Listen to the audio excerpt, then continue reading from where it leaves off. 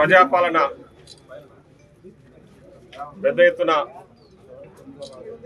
సంవత్సరం పూర్తి చేసుకున్న సందర్భంగా అందరికీ యావత్ తెలంగాణ ప్రజానీకానికి ముఖ్యంగా మా దేవరకద్ర నియోజకవర్గ ప్రజలకు మా మీడియా మిత్రులకు అందరికీ కూడా ధన్యవాదాలు.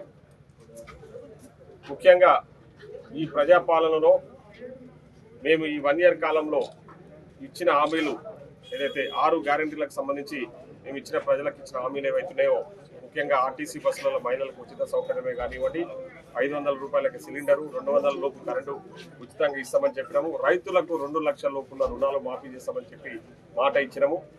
అదేవిధంగా ముఖ్యంగా రైతులకు పండించిన సన్న వడ్లకు 500 రూపాయల బోనస్ ఇస్తామని చెప్పేసి ఆర్థికంగా ఈ రాష్ట్ర పరిస్థితి అంతంత మాత్రంగా ఉన్నా కూడా ఇచ్చిన హామీలన్నీ కూడా నెరవేర్చిన సందర్భంగా మేము పెద్ద ఎత్తున మొన్న ఈ విజయోత్సవాలు జరుపుకుంటా ఉన్నాం.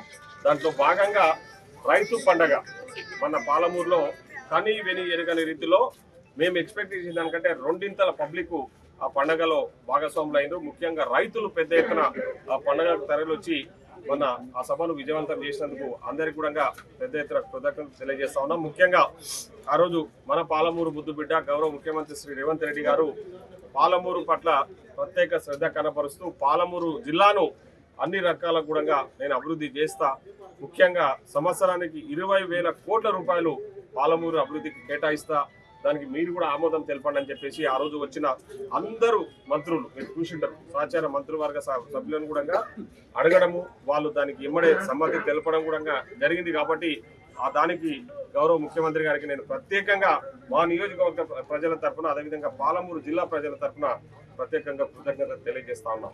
ముఖ్యంగా ఈరోజు పెండింగ్ ప్రాజెక్టులు కూడా పూర్తి చేసి దాదాపు 20 లక్షల ఎకరాలకు అదనంగా ఆయకట్టుకు నీళ్లు ఇస్తామని చెప్పేసి గౌరవ ముఖ్యమంత్రి గారు చెప్పిన విషయాన్ని కూడా ఈ సందర్భంగా మిమ్మల్ని గుర్తు చేస్తా ఉన్నా.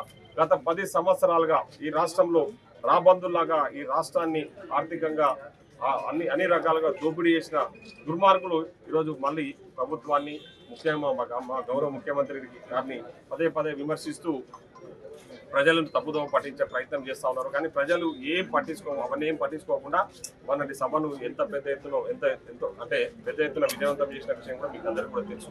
సో ఇచ్చిన హామీలే కాకుండా మేము కొన్ని ఇంటిగ్రేటెడ్ రెసిడెన్షియల్ స్కూళ్ళు ముఖ్యంగా మా మేనిఫెస్టోలో కూడా లేదు, అయినా కూడా మెరుగైన విద్యా వైద్యం అందించాలనే ఆలోచనతోన ఈరోజు గౌరవ ముఖ్యమంత్రి గారు నా నియోజకవర్గానికి కూడా ఇంటిగ్రేటెడ్ రెసిడెన్షియల్ స్కూల్ శాంక్షన్ చేయడం జరిగింది. దానికి సంబంధించి విధి విధానాలు తొందరలోనే రూపొందించబోతాం. నెక్స్ట్ అకాడమిక్ ఇయర్ నుంచే ఈ ఇంటిగ్రేటెడ్ స్కూల్స్లలో కూడా అడ్మిషన్స్ స్టార్ట్ అవుతామని చెప్పి కూడా ఈ సందర్భంగా తెలియజేస్తాను. అంతర్జాతీయ స్థాయిలో విద్యను అందించాలి, నిరుపేదలకు కూడా మెరుగైన విద్య అందించాలనే ఆలోచనతోనే ఈ నిర్ణయం తీసుకొని మేము ముందుకు పోతా ఉన్నాం. ఇంకా మునుముందు ప్రజలకు సంబంధించి చాలా విషయాలు కూడా మేము మంచి పనులు చేయబోతా ఉన్నాం. ముఖ్యంగా రైతులకు సంబంధించిన రైతు భరోసా విషయంలో కూడా ముఖ్యమంత్రి గారు 2 days క్రితమే చాలా క్లారిటీ ఇవ్వడం జరిగింది. సంక్రాంతి పండుగ అయిపోయినప్పుడే మేము రైతు భరోసా కూడా అది కూడా 7,500 ఎకరకు రైతులకు అర్హత గల వ్యక్తులందరికీ కూడా రైతు భరోసా ఇవ్వబోతా ఉన్నామని కూడా ఈ సందర్భంగా తెలియజేస్తూ ఈరోజు పెద్ద ఎత్తున కళ్యాణ లక్ష్మి షాదీ ముబారక్ చెక్స్ అన్ని కూడా ఈరోజు డిస్ట్రిబ్యూట్ చేయడం జరిగింది. ఆ చెక్కుల విషయంలో కూడా ఈరోజు మహిళలు చాలా సంతోషం వ్యక్తం చేస్తా ఉన్నారు. గతంలో చెక్కులు ఈ కళ్యాణ లక్ష్మి షాదీ ముబారక్ చెక్స్ ఇవ్వాలంటే కూడా 6 నెలలు 8 నెలల సమయం తీసుకునేది. కానీ ఈరోజు 1-2 నెలలనే మేము క్లియర్ చేసి ఆ చెక్స్ అని కూడా ఇష్యూ చేస్తా ఉన్నాం. ముఖ్యంగా దళారులు లేకుండా. గతంలో మీకు తెలుసు టీఆర్ఎస్ పార్టీలా, ఎందుకంటే వాళ్ళకి పై నుంచి కింది వరకు అదే పని, వేరే పని లేకుండే, ఏడ దొరికితే ఆడ దోసుకోవడమే. సో కళ్యాణ లక్ష్మి షాదీ ముబారక్ చెక్కులలో కూడా 10,000 20,000 తీసుకున్న ఘనత గతంలో పనిచేసిన టీఆర్ఎస్ పార్టీ నాయకులదని చెప్పేసి మీరు చెప్పిన విషయాలు ఇప్పుడు వాళ్ళు కూడా చూస్తూ ఉన్నారు. అదే కాకుండా ముఖ్యంగా ఈరోజు CMRF chief ministers relief fund ఏదైతే ఉందో ముఖ్యంగా వాళ్లకు 850 కోట్లు రికార్డు స్థాయిలో భారతదేశంలో ఎక్కడ కూడా CMRF ఇంత ఇవ్వలేదు. 850 కోట్ల రూపాయలు ఈరోజు CMRF కూడా ఇంత ఆర్థికంగా మనం ఇబ్బందులలో ఉన్నా కూడా మన ముఖ్యమంత్రి గారు ఇవన్నీ చేస్తూ ముందుకు పోతా ఉన్నారు. కాబట్టి నేను ప్రజలను ఒకటే విజ్ఞప్తి చేస్తాను, మీ కోసమే మేము పనిచేయడానికి మీరు పూర్తి స్థాయిలో మాకు సహకరించండి. తప్పకుండా మీకు ఇచ్చిన హామీలను నెరవేర్చుకుంటూ ముందుకు పోతామని చెప్పేసి సందర్భంగా తెలియజేస్తూ సెలవు. మరిన్ని వీడియోస్ కోసం ఛానల్ ని సబ్స్క్రైబ్ చేయండి. లేటెస్ట్ అప్డేట్స్ కోసం వాట్సాప్ ఛానల్ ని ఫాలో అవ్వండి. ఆ లింక్ డిస్క్రిప్షన్ లో ఉంది.